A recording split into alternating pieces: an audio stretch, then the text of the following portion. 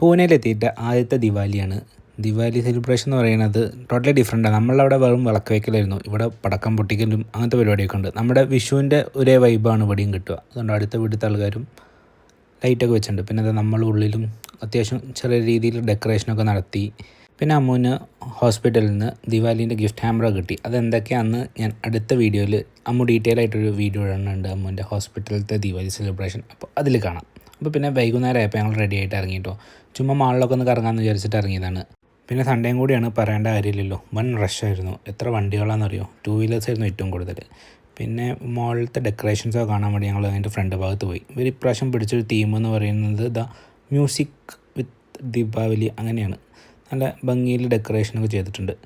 അത് കഴിഞ്ഞ് ഞങ്ങൾ വീണ്ടും തിരിച്ച് മാളിൻ്റെ അകത്ത് തന്നെ കയറി പടത്തിന് പോകാമെന്ന് വിചാരിച്ചു. അപ്പോൾ സാധാരണ പടത്തിന് പോകുന്നതിനേക്കാളും ഒരു വ്യത്യസ്തമായിട്ട് പോകാമെന്ന് വിചാരിച്ചാൽ ഞങ്ങളിത് ഇൻസിഗ്നിയയിലാട്ടോ പോയെ, കടന്നിട്ട് പടം കാണുന്ന പരിപാടി. അപ്പോൾ നമ്മൾ കാണാൻ പോയത് ഈ സീൻ കണ്ടപ്പോൾ മനസ്സിലായില്ലേ? അതെ ഗൈസ്, കാന്താര ചാപ്റ്റർ 1 കണ്ടിട്ടുണ്ടായിരുന്നില്ല. അപ്പോൾ ഞങ്ങളത് കാണാനാണ് പോയത്. ഇവിടെ ഹിന്ദി അവൈലബിളും ഉണ്ടായിരുന്നുള്ളൂ, മലയാളമില്ല. പിന്നെ ഹിന്ദി കാണാമെന്ന് വിചാരിച്ചു. പടം ഒരു രക്ഷയുണ്ടായിരുന്നില്ല. നല്ല ഓളായിരുന്നു പടത്തിന്. എല്ലാം കഴിഞ്ഞിട്ട് എന്താ സംഭവിച്ചതെന്നായിരുന്നു. വില്ലനെയൊക്കെ തല്ലി കൊല്ലാൻ തോന്നുന്ന ഉദ്ദേശമുണ്ടായിരുന്നു.